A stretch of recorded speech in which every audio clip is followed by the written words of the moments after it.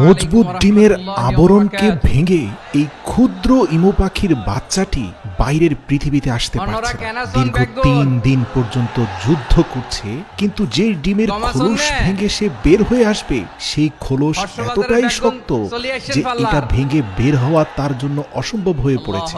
এই ব্যক্তি পুরো দৃশ্যটাই ভিডিও করছেন, কিন্তু কোনোভাবেই ডিমের খোলস ভেঙে দিচ্ছেন না। আপনি হয়তো ভাবছেন একটু খোলসটা ভেঙে দিলেই তো হয়।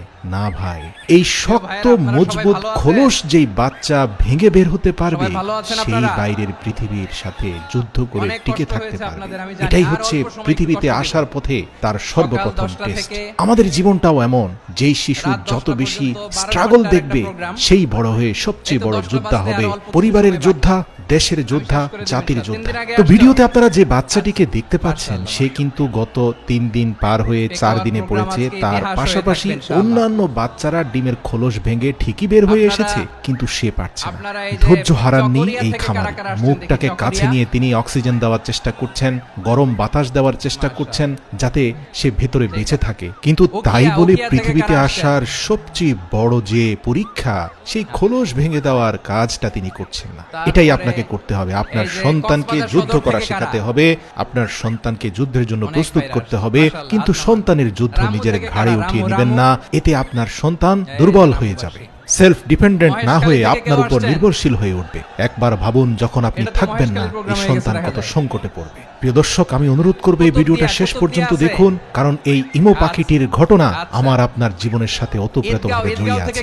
প্রিয় দর্শক, ৫ম দিনে পা দিয়েছে। ইতিমধ্যে ধারালো ডিমের খোলসের আঘাতে সে ক্ষতবিক্ষত হয়েছে, কিন্তু যুদ্ধ সে বন্ধ করেনি। সর্বশেষ ৬ষ্ঠ দিনে সে খোলসটা পরিপূর্ণরূপে ভাঙতে পেরেছে, কিন্তু ভারী খোলসের নিচে যে পাতলা শেলগুলো আছে সেই শেলটা তার শরীরে থাকা ভেজা পশমের সাথে আঠার মতো লেগে গিয়ে এই পাখিটাকে ভেতরে স্টাক করে ফেলেছে। ঠিক এই মুহূর্তে তার মালিক শুধুমাত্র যেই অংশটা তার মৃত্যুর কারণ হতে পারে সেই পাতলা আবরণটা তার শরীর থেকে আলতো করে সরিয়ে দিলেন। তারপরে শিশুটা ধীরে ধীরে বের হয়ে আসলো, কিন্তু অন্য পাখিগুলো দুদিনে বের হলেও দীর্ঘ ৬ দিনের যুদ্ধে সে ইতিমধ্যে ক্ষতবিক্ষত হয়েছে। তার পায়ের গোড়ালিতে খুব ভারী ধরনের জখম হয়েছে, কিন্তু তাই বলে তাকে হারতে দেওয়া যাবে না। তাকে সাহায্য করা যাবে, কিন্তু তার যুদ্ধটা তাকেই লড়তে হবে। আপনারা দেখতে পাচ্ছেন তার পায়ের গোড়ালিতে ভারী আঘাতের কারণে সে স্বাভাবিকভাবে ২ পায়ের উপরে কোনোভাবেই দাঁড়াতে পারছে না, বরং শরীরটাকে ডানে বামে যতটুকু সম্ভব অগ্রসর হওয়ার ব্যর্থ চেষ্টা সে করে যাচ্ছে।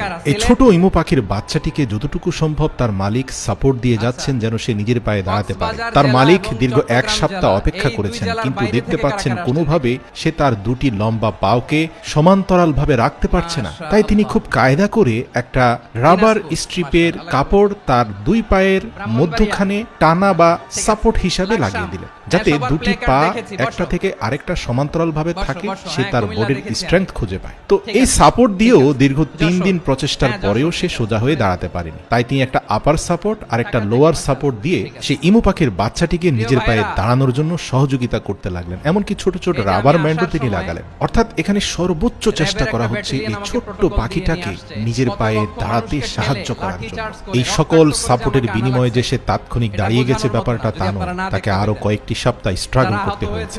দেখা যাচ্ছিল দীর্ঘ ৫ মিনিট ডানে বামে কাঁপাকাঁপি করে সে ২-১ জন্য সোজা হয়ে দাঁড়াতে পেরেছে। সে পরবর্তী কয়েক সপ্তাহ ধারাবাহিক পরিশ্রম করার কারণে ধীরে ধীরে সে সফলভাবে এই সাপোর্টগুলোর বিনিময়ে দাঁড়াতে পেরেছে। কিছুটা দুর্বলতা এবং কাঁপাকাঁপি থাকলেও সে লম্বা রাস্তা সোজা হয়ে হাঁটতেও পেরেছে। এবার ইমু পাখির মালিক তার পায়ের নিম্নাংশের সাপোর্টটি খুলে দিলেন, কারণ তিনি চান এই পাখিটি কোনো সাপোর্ট ছাড়াই হাঁটতে শিখুক। কারণ আপনারা দেখতে পেয়েছেন টানা দীর্ঘ ১ মাস পরে ইমু পাখিটি সক্ষমভাবে হাঁটা শুরু করেছে এবং ইতিমধ্যে তার দলের অন্যান্য সদস্যদের সাথে সংযুক্ত হয়েছে। এখন তাকে আর দুর্বল মনে হচ্ছে না, সে অন্য সকল সবলদের সাথে মিলেমিশে একাকার হয়েছে। মনে রাখবেন, আপনার জীবনটাও এমন। হয়তো সাময়িক দুর্বলতা অন্যদের থেকে আপনাকে পিছিয়ে দিয়েছে, তাই বলে হেরে যাবেন না। যুদ্ধ করতে থাকুন, সংগ্রাম করতে থাকুন, চেষ্টা সাধনা জারি রাখুন। মনে রাখবেন, আল্লাহ ধৈর্যশীলদের সাথে আছে। আপনার দুর্বলতা হয়তো আপনার যাত্রাকে দীর্ঘ করবে, কিন্তু গন্তব্যের পথে বাধা সৃষ্টি করবে না। আমি অনুরোধ করব।